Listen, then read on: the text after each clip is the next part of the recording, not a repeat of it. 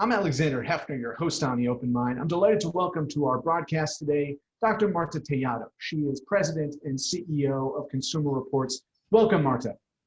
Great to be here with you, Alexander. Let me ask you, what is the most urgent concern in consumer privacy on your mind in this new year of 2021? The most pressing concern, I think, is the lack of power that we as consumers have over our data. We have no control. We are not really sure who owns the data that is being collected by us. So I would say just a total lack of agency right now. A lack of agency and a lack of transparency about what agency we may actually have. What do you hope to transpire in these next months in terms of federal legislation? Because we know that big tech has not imposed on it, as it promised, the kind of self-regulatory framework to ensure that users and consumers have knowledge of their rights and access to their data. Well, let's take a step back, because I think we're at an unprecedented moment. We have been seeing that big tech has not done an effective job of policing themselves. We have seen that consumers are more vulnerable, whether it's hacking into our personal private information, not being alerted in a timely fashion, and recognizing that while Consumer Reports, we've been around 85 years. We are very proud of the consumer protections and the rights that we've secured over that time period. But what I think is alarming about this particular moment is that many of those consumer rights and protections don't apply to this new digital marketplace that we're all in. And the other aspect that is totally unprecedented is that we are still struggling with a global pandemic. And so many of the activities, the marketplace activities that consumers take place in every day have shifted to this online world. And so that is where we are conducting our business, our transactions.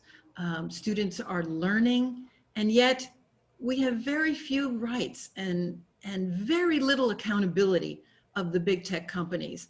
And to make matters worse, we are also at the frontier of these new monopolies, right? We have seen a lot of success in our ability to control monopolies. We've stood up agencies around antitrust, but we are seeing a very new and different generation of monopolies now. And we lack the agency capacity, capability, and expertise to keep pace with the kind of change and innovation that we're seeing that is undoubtedly providing consumers with convenience, but at what cost? What are we giving up? Is that transparent to consumers? I don't think it is. So the question is, where do we find the virtual governance to regulate in this arena successfully? You allude to the fact that when it comes to modern communications, whether it's Section 230 or FCC protocols, none of it was ever modernized for consumers or creators to live with the same kind of scrutiny, accountability, and privacy shield for consumers. So what do you think would fast track in these months ahead the appropriate and sufficiently comprehensive either legislation or public policy blueprint to move forward? Well, I think one always has to start when I love your question on fast tracking, because I think one of the things we need in order to fast track is demand. Consumers need to demand. They need to recognize what is being denied them in terms of their own power, their own control over their data, and the safety of that data, and how it's being commercialized. So I think we have a lot of work to do in continuing to educate consumers, but I also think that the big tech companies are doing themselves quite a bit of harm as well, because I think we're seeing a shift in public opinion. When we did our most recent poll, we saw that 82% of consumers are very concerned about their privacy online. So I think there's a shift. I think there is an appetite to also confront big tech in a way that we have not seen before. And so we're seeing some experiments. We saw some experiments in California with the California privacy bill that we were very much a part of. I like what they're trying to do by giving consumers opportunities to opt out and to claim their data and their privacy. But like anything, you know, we put legislation through the test just as we do products and services. And when we contacted and ran an experiment in California to find out, well, just how easy is it to do that? What, practically speaking, how does it work? And it doesn't work so well. And so there's some experiments, there's more to do. And we're seeing also some legal battles with Facebook. I think that's going to be interesting. We're also, one of the things that I'm particularly proud of is we're known for a lot of our labs where we're testing hardware and products. But one of the things that I felt we really needed to stand up in this digital world is a digital lab. And what I mean by that is there are no standards for privacy in the connected world of products. And so by creating and forcing standards, we want to create a race to the top. So I think, yes, we see signs that there is an environment for legislation and an appetite to go after big tech, but I think we also have to keep the pressure on corporate actors. And so it's really a two-pronged approach. The standards that the open source standards at our digital lab is really about doing just that, is creating standards so consumers, when they're out buying a television, you have some sense of awareness of which of these television brands are scooping up your data, which of these television brands, when you turn on the television, is already set to be a little bit more hackable than the other. When the consumers have that information, then they can make their purchases and bend the marketplace. So I think creating standards as well as legislation so that consumers can really demand the kinds of standards that we've seen in the marketplace of yesteryear, that I think right now it's the Wild West. Right, and it's been the Wild West, and we've observed that on our broadcast for several years. And I don't recall a moment when there was a watershed and there was a force that was going to mobilize and change the Wild West as the status quo. Now, as we enter a new Congress and a new presidency, there is potentially that activity, that momentum.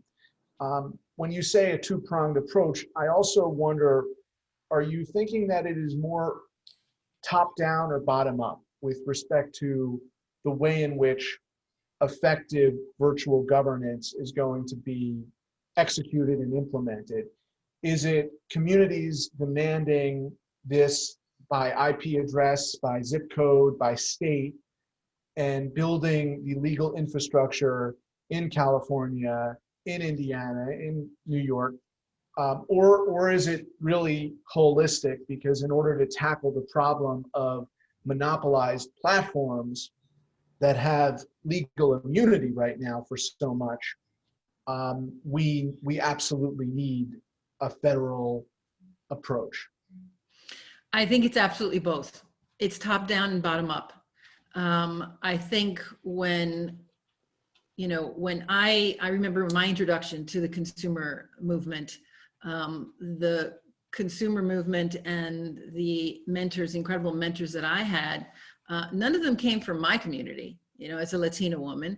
And many of the members, the former members of Consumer Reports, also didn't look like some of the communities that I spent most of my childhood in. And so I think what I've tried to do at CR in the last 5 years is really understand that the consumer of today is very different. And we have to be where they are. We have to outstretch and not wait for consumers to come to us. In the past, right, we thought, well, information is power. and we did a very good job of providing information to consumers. But think about the explosion of misinformation right now and what it means to be a savvy consumer today. And so there's a lot of work to do. And for us, that means being where consumers are and partnering and making sure that the information is not just at CR, but it's also on other platforms like The Root, that is a place where African Americans go for information, or partnering, using our investigative reporting skills to partner with The Guardian and investigate what's happening in our water supply and how safe it is. So I think it's recognizing that we have to outstretch our efforts to a much broader community so that we can get the attention and we can demand the fairness that we need to see in the marketplace. I think on the federal level, I think it's imperative.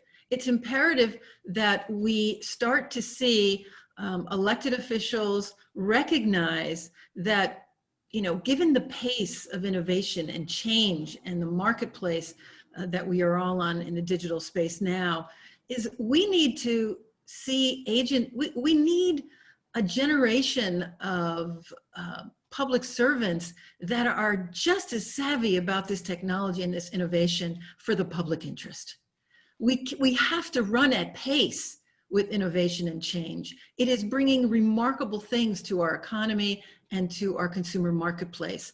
But we know that we also need a watchdog. It's these three legs of the stool, right? It's the public and civil society, it's government, and it's also the corporate sector. Right now, they're out of balance. And we're at a moment, I think, where we have to recognize how are we going to rebalance the marketplace and take advantage of all the things technology can do for us. That is the reality. It is out of balance. We have legislators who are industry-oriented rather than consumer-oriented. Frankly, to be honest, how much of that is related to the vast lobbying complex that supports candidates every 2 years on the midterm cycle, every 4 years on the presidential cycle. We know that companies like Facebook, Alphabet, you name the major players, they are doling out cash left and right to support candidates of both parties to keep the Wild West the status quo. That's not a new headline, Alexander. Right. But I will tell you this. I will say we live in a democracy.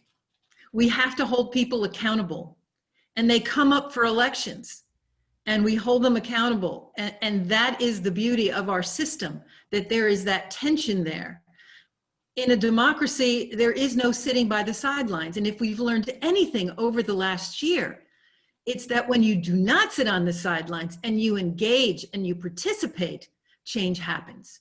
It may not happen immediately, but it does happen. And the arc of justice is one we have to continue to fight for.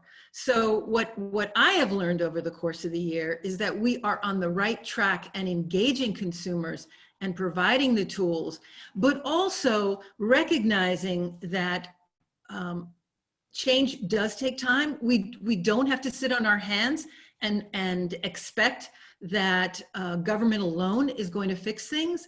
I think what we have seen, think about it, we have 6 million members in Consumer Reports. And the beauty of it is that just as many of them are blue as red, right? And they come to us and they're part of this community because they believe in independence.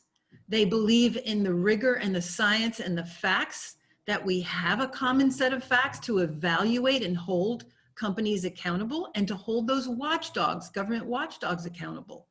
So I think there's great promise. I see a resurgence in the need for trusted advice and partners, and just a circling back to science and to recognizing that to solve these immense societal problems we have, we need a common set of facts. That it is absolutely one of the bedrock touchstones of CR that our founders were such intelligent and informed skeptics. And healthy skepticism is good, but we need a common share of facts. So I see great promise in the activation, in leaning in. And I'll give you an example of not having to wait on change. Legislation, we know, gridlock, gridlock is not going to evaporate tomorrow. We know that. But there are different levers that one can pull. And incentivizing change, the bottom up, can also happen, because think about it, we may go to our election booth 1, 2, 3 times a year. We're in the marketplace every single day, making changes and making transactions and trying to fulfill the aspirations we have for our families, whether it's finding a loan for a house, whether it's paying for higher education, and finding insurance for your car, you name it. We're in the marketplace every day. That's incredible untapped power that consumers have every day. When, think about it, we have been heralded for being the organization that forced seatbelts to be mandatory in every car. You know, now we just think they're automatically there, because they were not. And now the seatbelts of today are technology. And when we think about the life-saving technology in cars today, we discovered that they're add-ons, they're luxury items in the automobiles today. And that's just not sustainable. Safety, life-saving technology should not be. And so what we did was we announced, if you want to be in the top 10 picks at Consumer Reports, you need to include life-saving technology as standard. Now, what was interesting was the first year we saw it move from maybe 23% to 61%. This year, it's now 72%. So these are different levers that we can pull as consumers to move the market to fairness and justice. So I think there are many things, but all of it works together. I don't think any one of them solves the problem for us. In a democracy, you need government, you need the corporate sector, you need a healthy, competitive market, and you need engaged consumers. Marta, is there something analogous in the digital sphere? It resonated with me when you used the safety illusion, because there's also the safety net and foundation of broadband access, which I know you at CR are pushing for. What about ensuring that technology companies are doing their part when we know in this pandemic, it hasn't just been inequitable in terms of health outcomes, but in terms of education outcomes? Who has access? Who has to drive to a McDonald's, miles away? And who has to share a very slow speed of internet, or who has no internet access at all to do business, commerce, to be educated during the pandemic? So what kind of standards or safety net, if you will, are you hoping companies can ally around in ensuring that they are doing their part with securing broadband for every American? I'm so glad you raised that, because that's something else that we have been pushing and fighting for, access to broadband, because here we are now, all of us online, and the students that are most vulnerable are those that do not have access to broadband and to learn remotely. And who are those students? The most vulnerable communities, whether they be Latino, African American. And so I was encouraged when I saw in the stimulus package $10 billion, and I think that's great, and that's a start, and there's so much more to do, because we know that 42 million Americans are not able to access, and when they do access, it's a monopoly, and they don't have a choice, and so the price is controlled by that one company, and that is the case in rural America. It is the case in way too many communities. And so, yes, I see that the tide is turning there now. And that is another way in which this moment has really raised that alarm bell for us But I see it in other ways too. And this point of who is being impacted, where are the disparate impacts? And I think I do see more of that in vulnerable communities. And so let's take healthcare, for example. One of the things we, in our investigation, uncovered, and I know that you've talked a lot about algorithmic bias on the Open Mind, and that is another way that we are seeing inequities in our online world. One of the investigations we had recently was to look at some of the questions that patients, kidney patients, were being asked on their condition. And what we learned was that those questions were creating an algorithmic bias for African Americans, and they were being directed away, potentially away from life-saving treatment. So you have to be able to do that investigation and get access and see and have transparency into those algorithms to really start to change and create change, because the bias in those algorithms is really reflecting the age-old biases that we had in the marketplace prior to our digital marketplace. So there's a lot more investigation. I think it really hinges on trust, transparency, and just recognizing that we are at a point right now, much like we were, we've been around 85 years. We were stood up around the Great Depression, another time in our history where we confronted some really deep divides and an economy that was failing ordinary families. I think we're there again. And I think we will not solve those issues unless we really, really look hard at the ways in which we can bring equity, trust, and transparency to the digital marketplace. And that's really about AI ethics when it comes to the question of systemic, formulaic, algorithmic potions that are digitally thrust upon us without our consent. How much of that is subjective or objective? I mean, we think that every company should have an ethicist, but how clear-cut is it when it comes to these questions? Well, algorithms aren't objective; they're subjective, right? And there's a lot of mystery about them. But one of the other stories we uncovered was car insurance. Everybody needs car insurance, and you think that the price of your car insurance is based on your driving record, but it's not. It's based on an algorithm that takes a variety of composite things about you, that it learns about you, and it decides the pricing. And the thing we uncovered was that one of the most pivotal data points about you is where you live and whether you're Hispanic, Black, and has nothing to do with your driving record.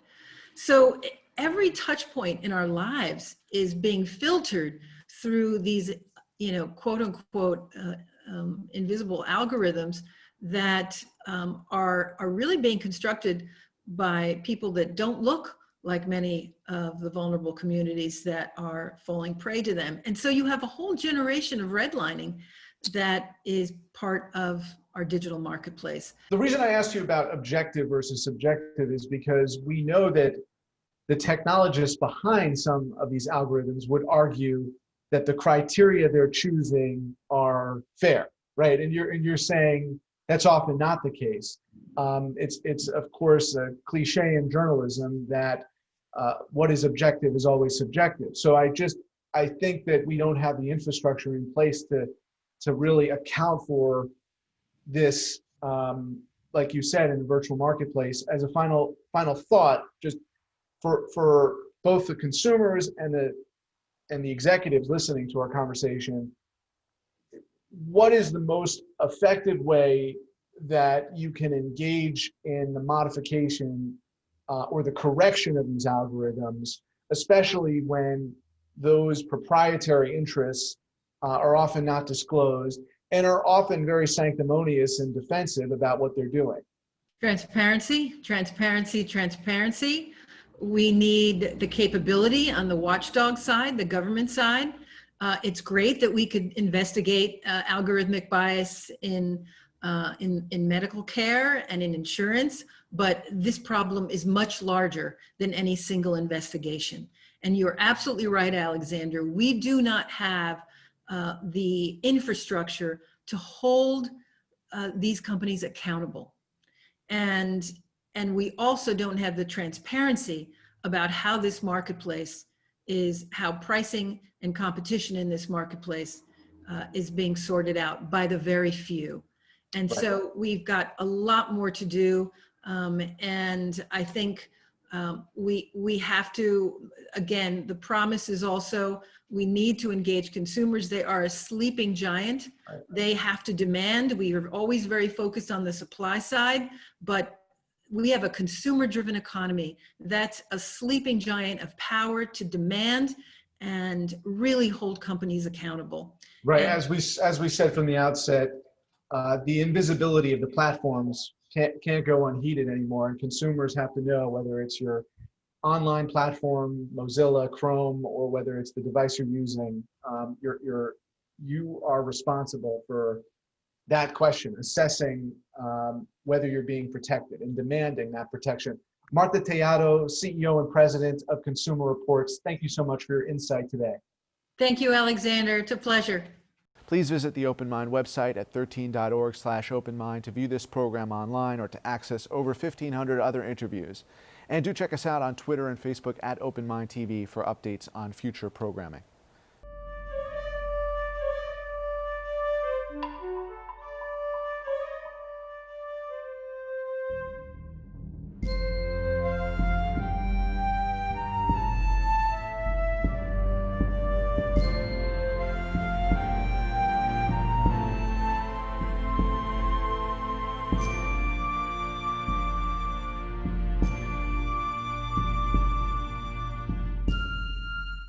Continuing production of The Open Mind has been made possible by grants from Ann Olnick, Joan Gans Cooney, Lawrence B. Benenson, the Engelson Family Foundation, Alfred P. Sloan Foundation, the John S. and James L. Knight Foundation, William and Flora Hewlett Foundation, Joanne and Kenneth Wellner Foundation, and from the corporate community, Mutual of America.